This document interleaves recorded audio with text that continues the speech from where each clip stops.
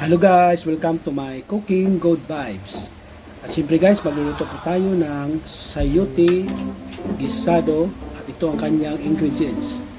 Bawang, sibuyas at siyempre lagyan natin ng tuna flakes. Nandiyan yung ating corn oil at saka tuyo.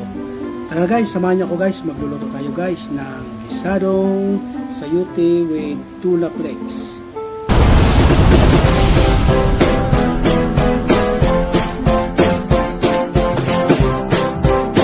At ayan guys, mainit na yung ating cooking oil guys. Ayan. At ayan guys, simulan natin sa bawang. Ayan. Patay natin. Ilagay na natin ang ating sila.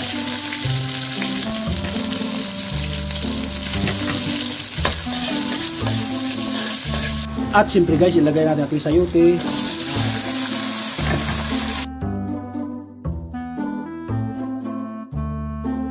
Ito ng toyo. Ayan, nalagay na tayo ng black sauce.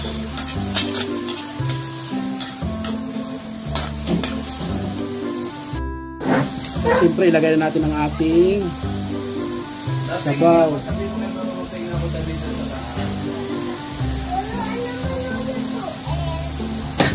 Gulay na sayote, gisado.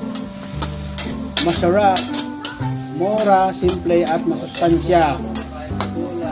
O, diba? Ano ba ang tawag sa gulay? O, kakain ganito. Sige. Ito niluto na natin, oh. Yan. Siyempre kakain ng gulay ang bata para mabilis lumaki. Alam nyo naman ang gulay, napakasustansya. Opo. Na tayo mag-add water kasi ang ating gulay na sayote ay matubig po yan. Kaya niya lutuin yung kanyang sarili sa pamagitan lamang ng kanyang tubig. Kaya hindi na tayo kailangan maglagay ng tubig. Hello guys, ayan, buksan na natin. Oops, ayan, dilaw pa. Dahil guys, nakuluan natin gulay na sayote at siyempre malapit na itong lumambot, ilagay na natin yung ating tuna flakes. Sadyang pinahuli ko yung ating tuna flakes. Alam naman ninyo, yung tuna flakes ay durog na. So, para hindi siya mawala sa ating paningin, nilagay ko siya sa hulihan. So, tingnan nyo, pansin nyo, buo pa yung karne ng isda. Diba? Tingnan natin siya guys, medyo patuyuin natin ng kunti. Dahil yan ay luto na. At ayan guys, ay luto ng ating gulay guys, na gisadong sayote with tuna flakes. Ayan.